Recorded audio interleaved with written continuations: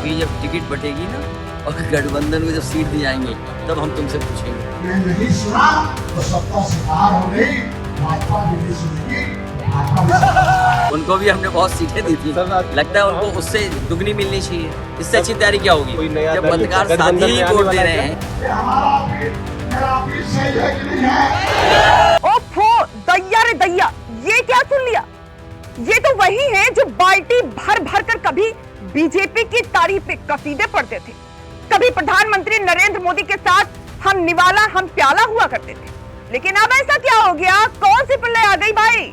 महाराज जी ने इनकी कौन सी भैंस खोल ली जो इतना गुस्से में तमतमाए हुए हैं? चेतावनी भी कोई छोटी मोटी नहीं, बल्कि सीधे सत्ता से बाहर भेज देने का खुला आदेश। अरे भाई आदेश ही तो है ना, आदेश नहीं है। कुर्ते की आस्तीन समेट कर भौहों को आसमान में चढ़ाकर जो बोला वो मंच के सामने बैठी प्रजा भी पचा नहीं पाई।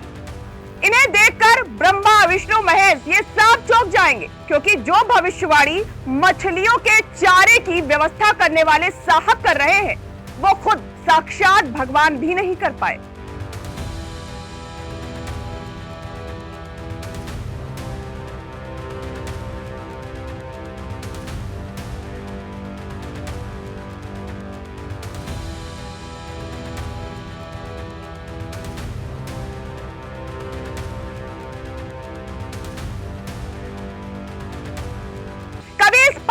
तो कभी उस पाले में, हर पार्टी में गोता लगाने वाले मंत्री जी, क्या आप तूफान से पहले ही उस कश्ती से उतरना चाहते हैं जिसने आपको सिरमाथे पर चढ़ाकर कैबिनेट में जगह दी? बीजेपी से तो आपका जन्मों जन्मांतर का नाता है, क्यों? साथ जीने मरने की कस्में वादे भी खाए थे, तो फिर अचानक यो गुलाटी मारना किस हद तक लाजमी है? इतने सालों बाद आपको आरक्षण की याद क्यों आई? ये अपने समाज से हमदर्दी है या फिर सीटों को लेकर नई प्रेशर पॉलिटिक्स? चुनाव नजदीक है, सामने प्रतिद्वंदी के रूप में अखिलेश यादव की टीम है और आप खुद की ताकत को कम आंककर सत्ता से बाहर जाने के शिल्पकार बनेंगे तो फिर कैसे काम चलेगा भाई? पूर्वांचल के दो पहरेदार हैं, एक आप हैं और दूसरे पियर का चाचा अपने यानी ओम प्रकाश राजभर जी। ये दो सिपाही में से अगर एक भी कमजोर पड़ा तो पूर्वांचल के दरवाजे पर लाल टोपी की दस्तक को कौन रोकेगा भाई?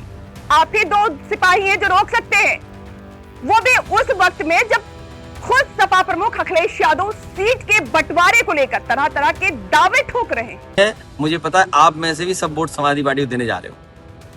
इससे अच्छी तैयारी क्या होगी जब पत्रकार साथी ही वोट दे रहे हैं तो और इससे अच्छी तैयारी क्या हो सकती है? क्या कोई संपर्क में है, कोई नया दल आने वाला है? बहुत से कार्यक्रम शुरू होंगे पूरी तैयारी के साथ।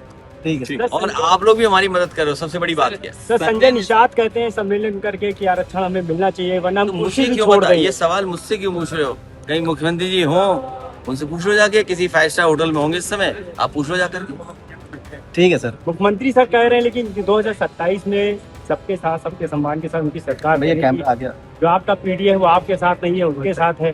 सभी दल उनको सहयोग कर रहे हैं। अभी जब टिकट बटेगी ना और गठबंधन को जब सीट दी जाएंगी तब हम तुमसे पूछेंगे कुछ। ठीक है?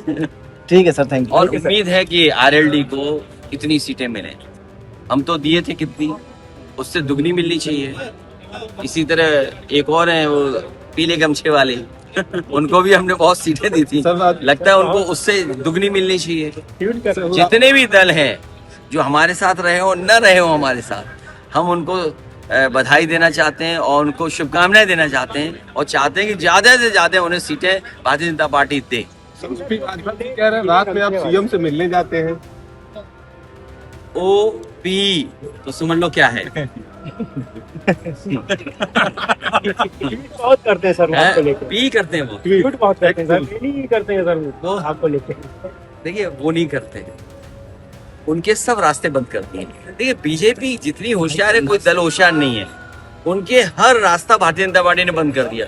इतने ट्वीट करा दिए, इतने कुछ लिखवा दिया कि अब वो किसी दल में जाने लायक नहीं है। भारतीय जनता पार्टी उन्हें देखना 3 सीट देगी, अगर 3 सीट से ज्यादा दे तो हम और आप लोग फिर मिलेंगे। अब बताइए, एनडीए की सीटों का गुणा गणित अखिलेश ने क्या समझाया? मंत्री जी को भी अपनी ताकत का अंदाजा हो गया।